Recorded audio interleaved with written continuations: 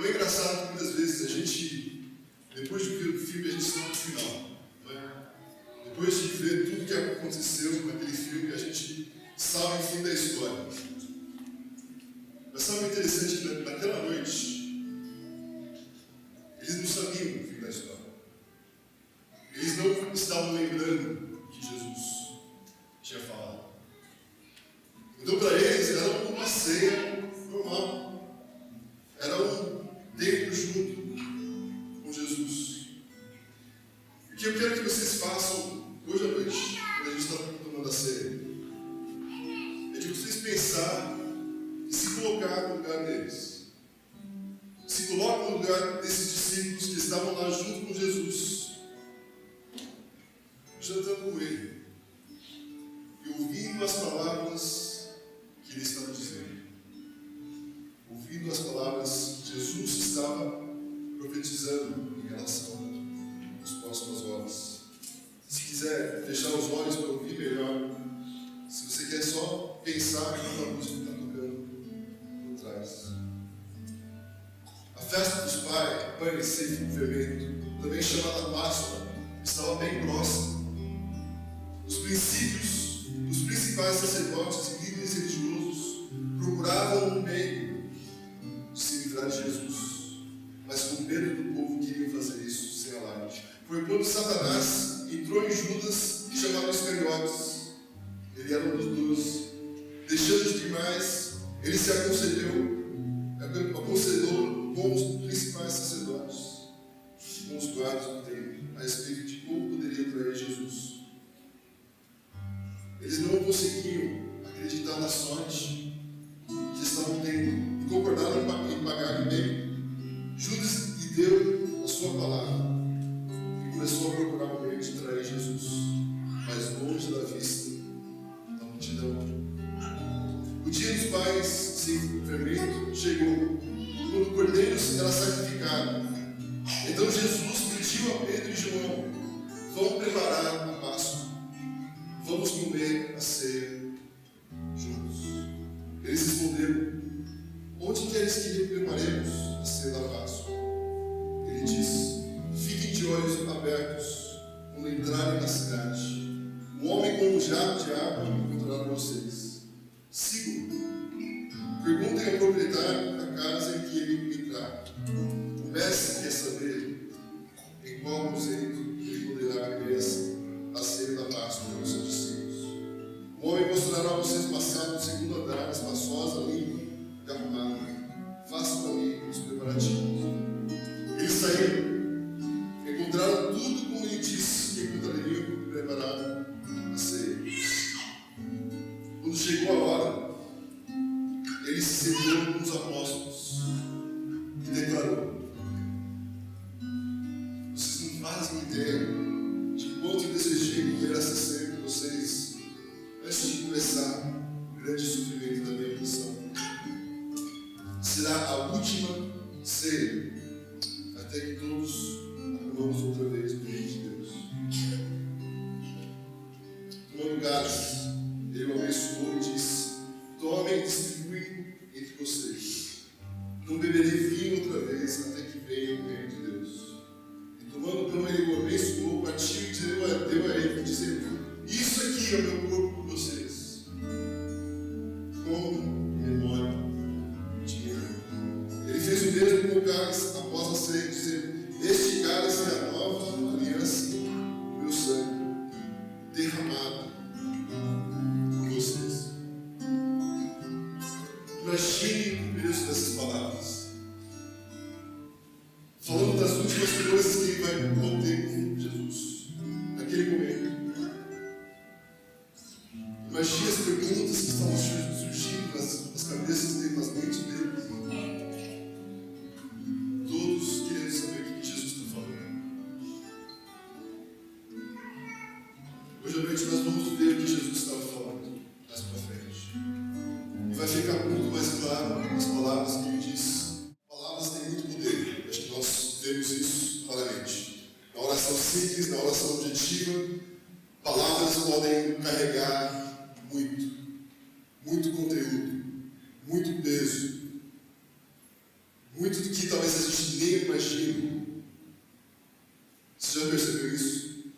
Que uma palavra para uma pessoa significa algo, mas para outra pessoa significa completamente algo diferente. Crescendo com os meus pais, a gente morava no Canadá. Se vocês acham que aqui é frio hoje, vai lá para o Canadá um pouquinho, para vocês experimentar o que é sair de casa 30 abaixo do zero, brincar um pouco na neve, tudo isso é bom demais. Durante o verão, calor. Durante o verão, até as 10 da noite, o céu claro, brilhando. E eu, como criança, gostava demais de brincar na rua. Eu adorava. No verão, mais ainda, porque volta quando começar a ficar. Tá bom, então 10 horas, ótimo. Mas uma coisa que eu sempre sabia, quando meu pai chamava meu nome, eu podia estar o mais longe possível, mas eu ouvia a voz do meu pai. Jay!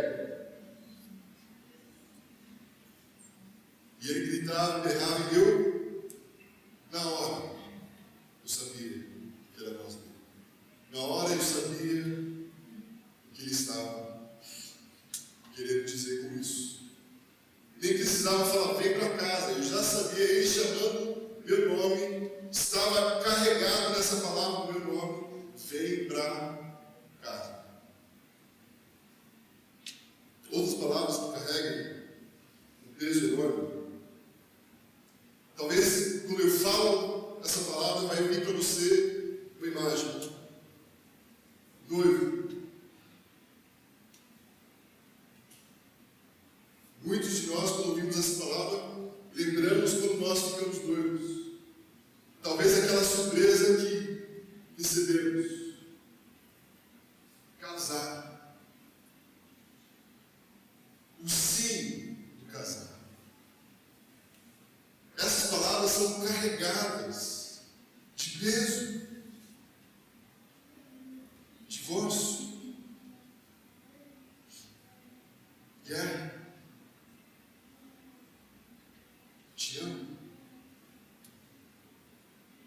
demitido, curado, vencemos,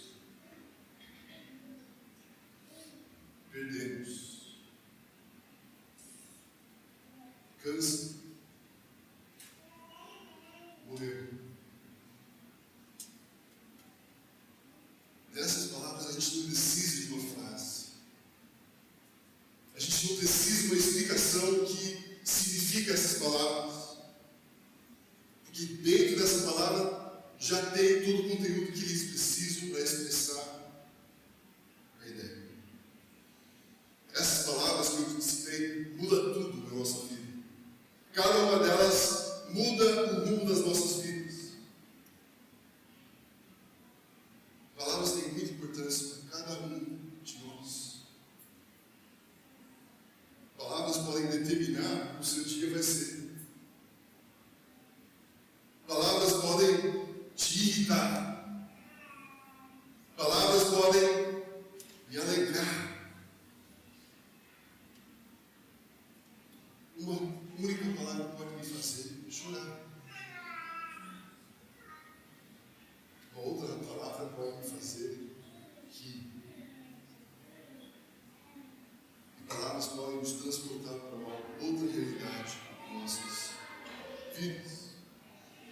Por isso, quando nós ouvimos a voz de Deus, acima de todo o barulho desse mundo, acima de todas as adversidades, acima da tristeza, acima da pobreza, tudo pode mudar com as palavras de Deus. O interessante sobre palavras é quem define o conteúdo de muitas palavras que nós conhecemos é Deus. Você já pensou sobre isso? Quem define o amor? Deus. Quem define a justiça? Deus. Quem define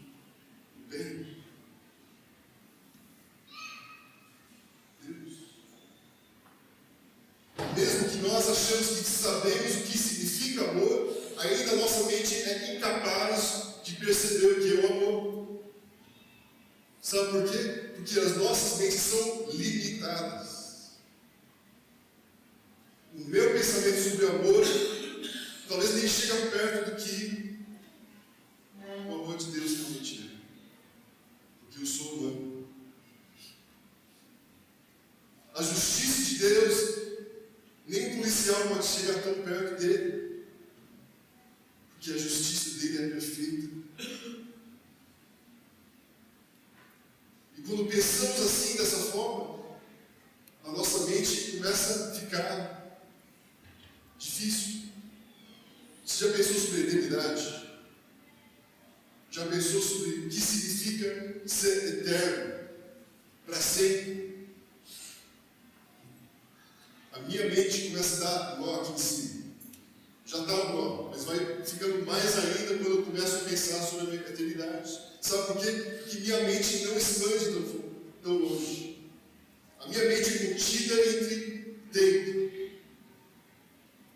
Mas a mente de Deus, não. O amor de Deus não é contido. A justiça de Deus não é contida porque não tem limites. A voz de Deus e as palavras de Deus conseguem silenciar todos os outros ruídos, vozes, gritos e turbulências da nossa vida. É claro que a palavra dele, a voz dele tem poder. Porque ele mesmo mandou o quê? O verbo para nós. O verbo se fez o quê? Carne. O verbo de Deus é a fala eterna de Deus. Jesus é a palavra de Deus que falou. Deus falou que muda, transforma, revigora e anima, restabelece tudo que Ele é entre em contato. Eu queria olhar com vocês hoje à noite uma última conversa com Deus. Mas hoje à noite é uma conversa entre Jesus e Deus. E ele não usa uma oração incrível de 4 páginas para falar com Deus.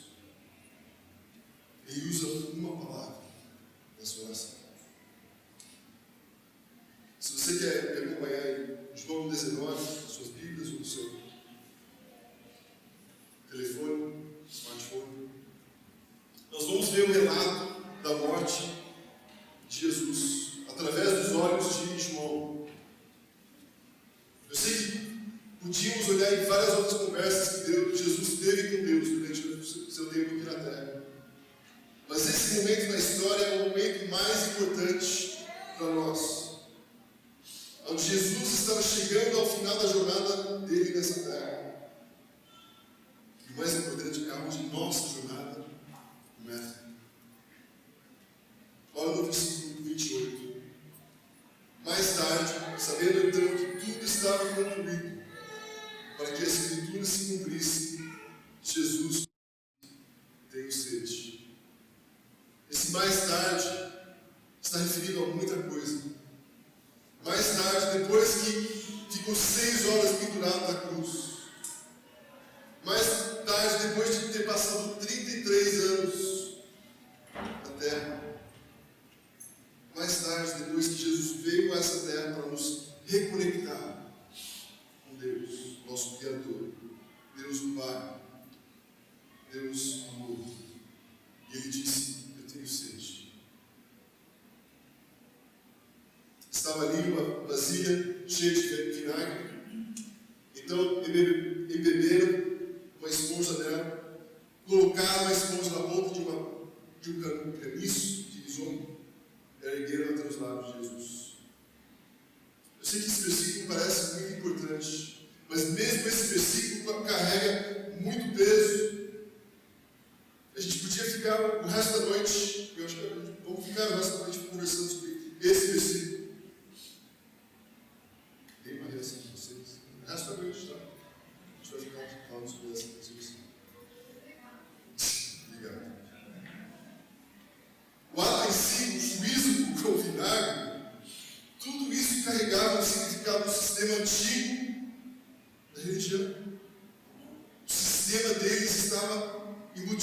até nesse ponto. Tudo que Jesus fazia mostrava alguém que estava em controle. Nós achamos que quando ele morreu, ele perdeu o controle. Ele nunca perdeu o controle durante todo esse tempo. Ele que estava no controle até na cruz. Eu sei que isso não dá para a gente entender isso, mas tudo estava correndo de acordo com os planos de Deus.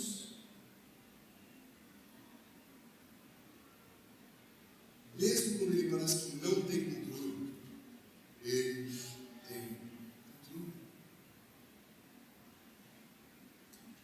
Tendo provado, Jesus disse: está consumado. Com isso, curvou a cabeça e entregou o Espírito. Jesus disse: está consumado. Em português, nós precisamos de duas palavras para expressar isso. Além de Jesus, naquela época, ele precisava só de uma palavra: tetelestai. Uma palavra carregava muito, mas muito conteúdo. Está consumado.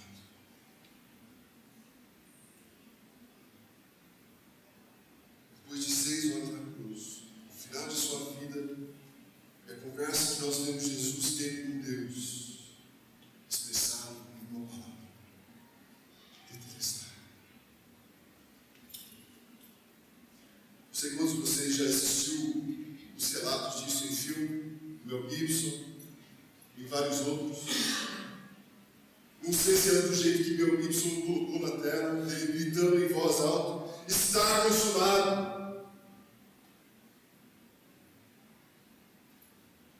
Ou se talvez só foi um suspiro.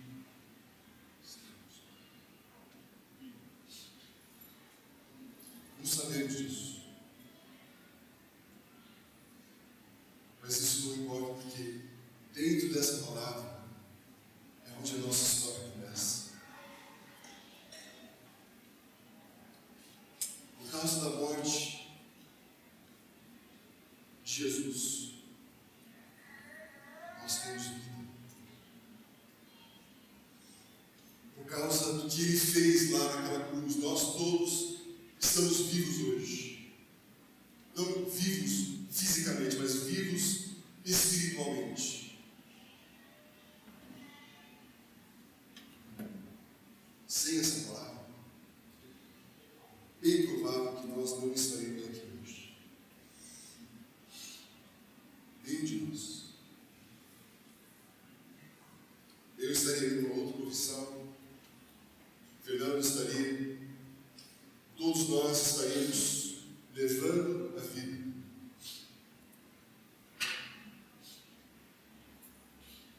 As nossas músicas seriam diferentes. Nosso tempo juntos seria diferente. Quando lemos ou ouvimos essa palavra, o que vem na sua mente? Imagine você lá perto de Jesus quando ele fala: está consumado. O que você sentiria ele falando isso para você?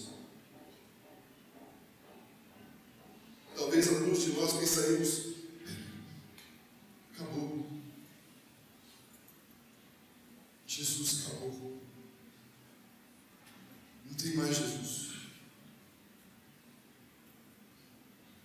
Ele morreu. E agora?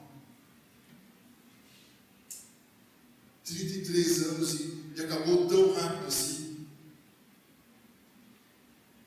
Mas esse não é o significado de Jesus tinha terminado, que Jesus tinha acabado. Essa palavra quer dizer todo o propósito que eu tinha ao vir para o mundo foi feito. Todo o propósito que eu tinha em vir para esse mundo está consumado. Completei.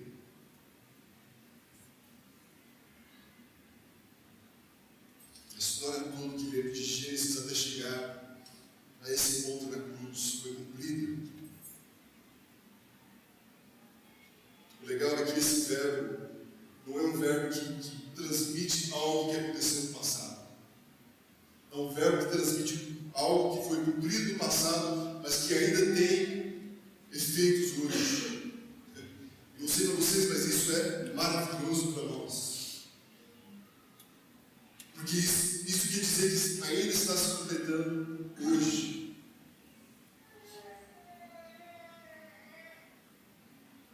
Da mesma forma que quando meu pai chamava o meu nome, eu podia ouvir claramente a voz dele. Mesmo que eu estava longe, eu ouvia a voz do meu pai chamando: Jay!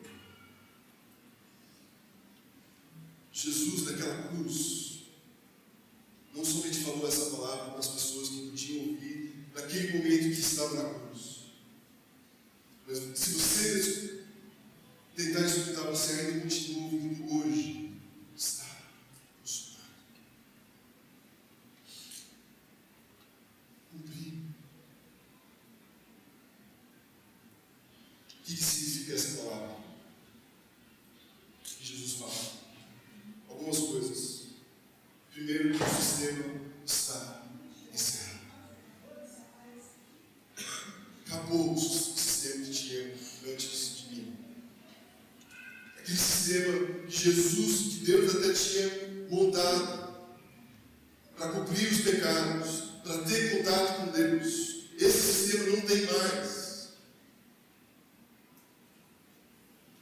Qualquer sistema religioso que tenta nos religar com Deus, seja muçulmano, hindu, budista, não tem mais sistema para reconectar com Deus. Eu sou o Salvador. Eu sou o caminho.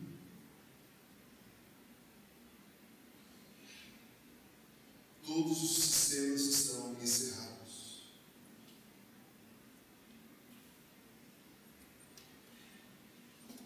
Cada ano eles tinham que sacrificar.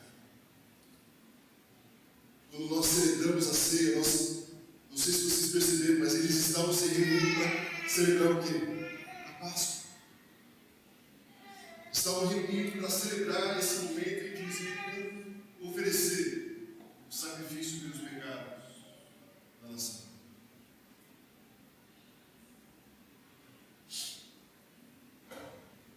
Quando que Jesus foi crucificado? Fim de semana de Páscoa.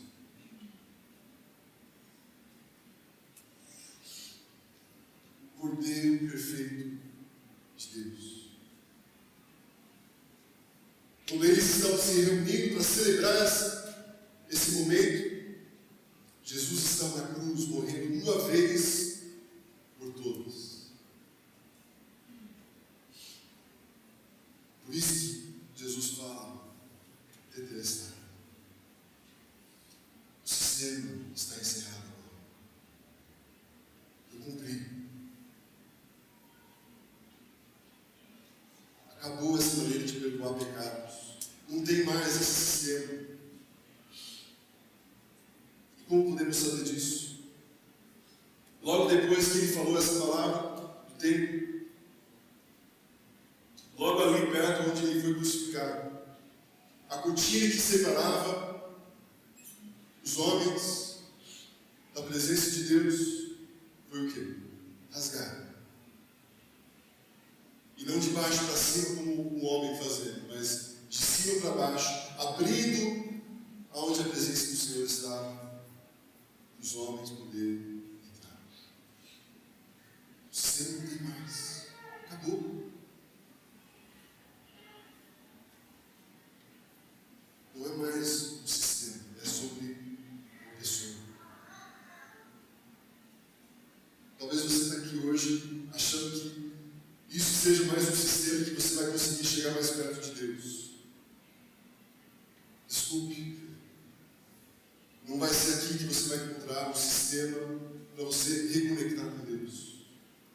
O que você vai encontrar aqui é o Evangelho, que é falando sobre a morte e ressurreição de Jesus. através de uma pessoa que nós temos acesso ao Pai.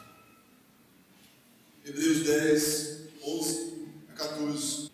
Mas quando esse sacerdote acabou de se oferecer para sempre o único sacrifício pelos pecados, aceitou-se a direita de Deus. Daí em diante ele está operando até que os seus inimigos sejam colocados como estrado nos seus pés. Porque por meio de um único sacrifício, ele aperfeiçoou para sempre os que estão sendo santificados. Jesus falou para nós: eu fiz o que você nunca poderia fazer. Para você não precisar tentar passar por um sistema para ter um relacionamento com Deus.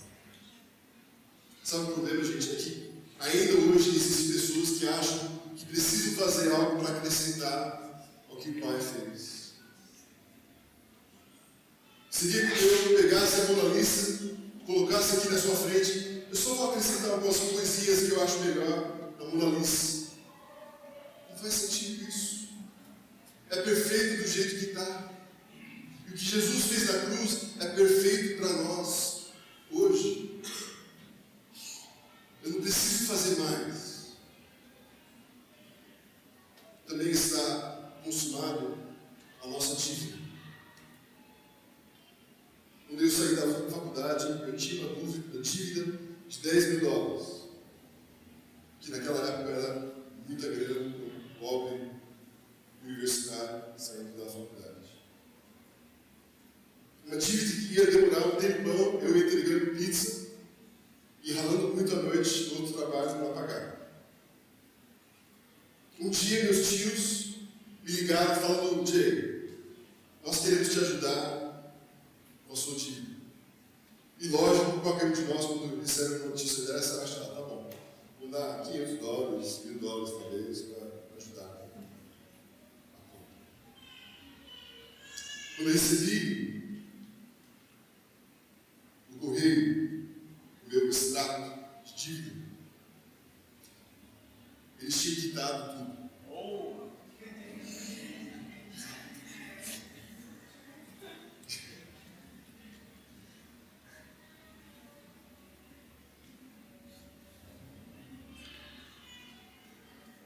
E no meu pensamento, muitas vezes eu achava: então o que eu tenho que fazer para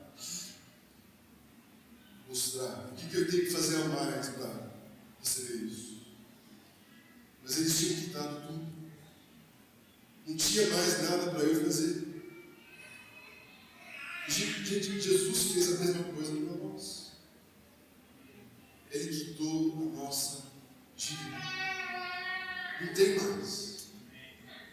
Não tem que passar 24 horas no monte, no chão, aonde for que seja, fazendo algo para merecer esse perdão.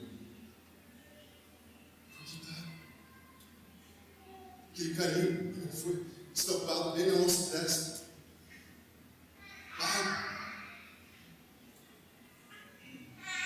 Não tem mais dívida. De novo, essa palavra que Jesus usa é tão carregada de significância. Quer dizer isso também. Tetelestai era usada nesse meio de comércio também. Quando uma dívida é paga, eles falavam tetelestai. Não tem mais dívida. Pagou.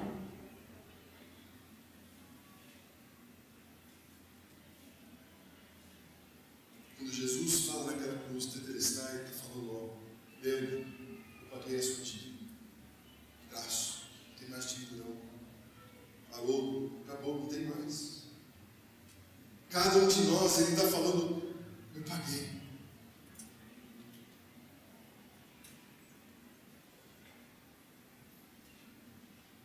Naquele momento, na conversa com Deus, ele está falando: pode cobrar de mim a dívida deles. Eu pago.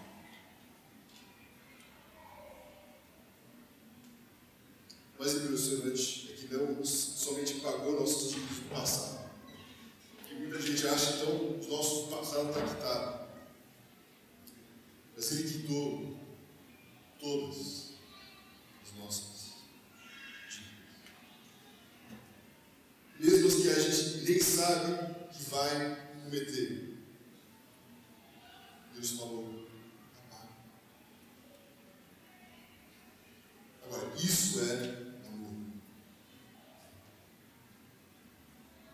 Isso é misericórdia.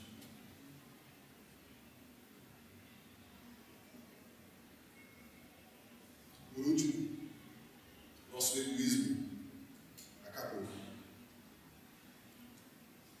Quando nós olhamos Jesus naquela cruz, quando vemos que não temos o sistema antigo para chegar a Deus, quando vemos que a nossa dívida foi paga, o que isso gera em nós?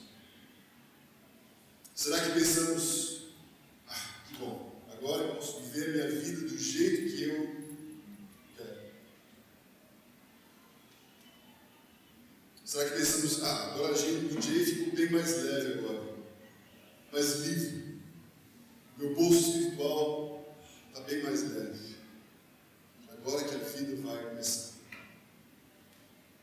Será que a gente pensa dessa forma? Não. Se é isso que você pensa, então entendeu tudo errado. Você não entendeu o que significa a palavra que Jesus usou. Está consumado. Com essa palavra, com essa conversa que tem com Deus de uma palavra, isso nos comove a viver como discípulos de Deus. Não nos obriga, mas nos comove por tanto amor que foi nos demonstrado. Tanta dívida que foi paga. Eu só quero viver para ti.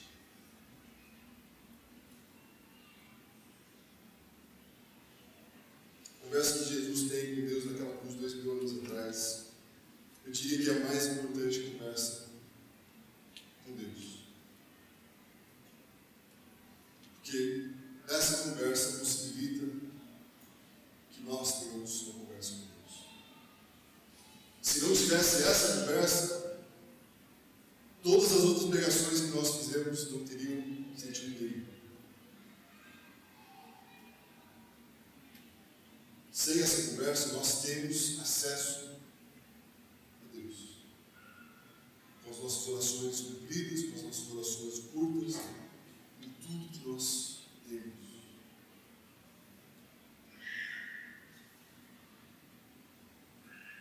Se Jesus não tivesse morrido naquela cruz, ainda estaríamos no sistema antigo. E talvez muitos de nós nunca teríamos ouvido de Deus. Teria ficado lá. Mas por meio de Jesus eu posso chegar diante de Deus e falar. Uma oração simples e objetiva. Tenha misericórdia de mim. Eu posso fazer uma oração de reconhecer os meus erros e falhas. Eu posso fazer uma oração sobre as incertezas futuras da nossa vida. Eu posso fazer uma oração mostrando a nossa dependência de quem nos dá tudo que nós temos. Eu posso fazer uma oração sobre recomeço da nossa vida e também posso fazer uma oração por outros que nos doam. Pai, sua vontade seja feita na vida de cada pessoa.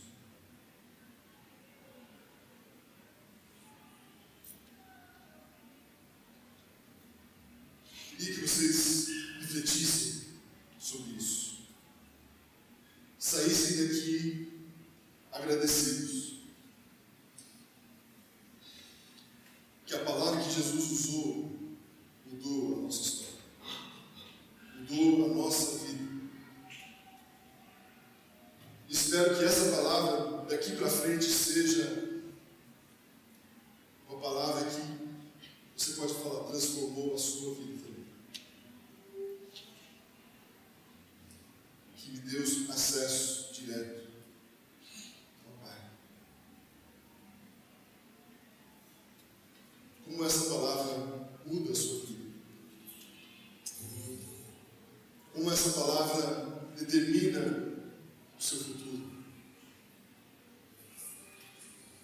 Será que vai ser só mais uma palavra que a gente vai esquecer logo? Ou será que vai ser uma palavra que nós lembramos diariamente? O amor e misericórdia de Deus. Pai, obrigado por essa noite. Obrigado que naquela cruz, 2 mil anos atrás, o Senhor mudou a história. Com uma palavra, o Senhor cumpriu tudo o que era para nós cumprir. Com uma palavra, o Senhor mostrou tão grande amor.